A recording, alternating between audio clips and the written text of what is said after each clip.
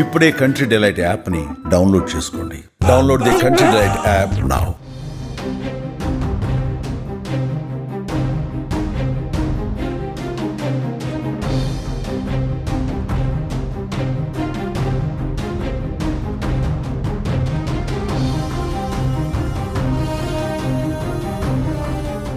హైదరాబాద్ మియాపూర్లో సంచలనం సృష్టించిన ఒకే కుటుంబంలో 5గురు ఆత్మహత్య కేసులో మరిన్ని కీలక విషయాలు బయటకు వస్తున్నాయి. ఈ కేసుపైన పోలీసులు లోతుగా విచారిస్తున్నారు.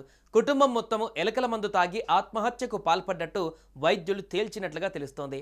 ఇప్పటికే మృతుల ఇంటి నుంచి ఎలకల మందు ప్యాకెట్లను స్వాధీనం చేసుకున్నారు పోలీసులు.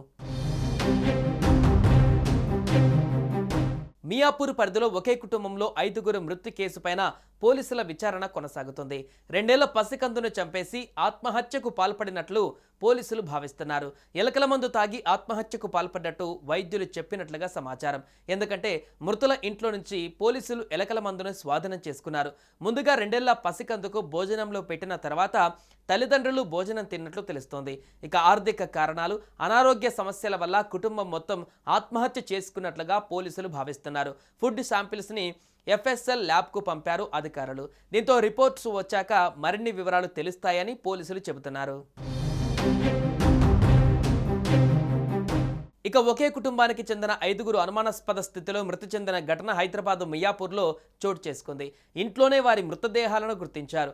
మృతుల్లో 2 దంపతులు, వారి కుమార్తె, అల్లుడు, మనవరాలు ఉన్నారు. వారంతా ఆర్థిక ఇబ్బందులతో ఆత్మహత్యకు పాల్పడ్డారా, విభేదాలతో ఎవరైనా విషప్రయోగం చేశారా అనే కోణాలలో పోలీసులు ఆరా తీస్తున్నారు. పోలీసులు, స్థానికులు తెలిపిన ప్రకారం కర్ణాటకలోని గుల్బర్గా ప్రాంతానికి చెందిన అనిల్ ఉపాధి కోసం ఫ్యామిలీతో హైదరాబాద్కు వచ్చాడు.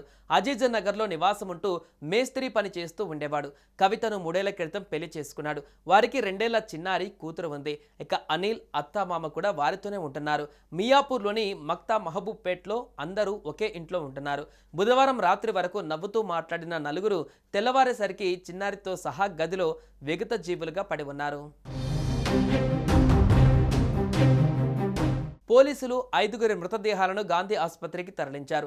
చిన్నారిని చంపి 4గురు ఆత్మహత్య చేసుకున్నారా లేదా ఫుడ్ పాయిజన్తో చనిపోయారా అనేది పోస్ట్మార్టం రిపోర్ట్లో తేలనుంది. ఒకవేళ ఫుడ్ పాయిజన్ అయితే 2 ఏళ్ల చిన్నారి ఎంత తింటుంది, ఫుడ్ పాయిజన్ అయ్యేంత ఆహారం తీసుకుంటుందా, లేక చిన్నారిని చంపి 4గురు కలిసి ఆత్మహత్య చేసుకున్నారా, ఇలా అనేక ప్రశ్నలు తలెత్తుతున్నాయి.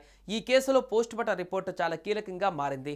అయితే కుటుంబం మొత్తం ఎలకల మందు తిని చనిపోయినట్లు వైద్యులు చెప్పడంతో ఆత్మహత్యగా పోలీసులు భావిస్తున్నారు. మొత్తంగా రిపోర్ట్లు వచ్చాక ఈ ఘటన పైన మరింత సమాచారం తెలుస్తుందని పోలీసులు చెబుతున్నారు.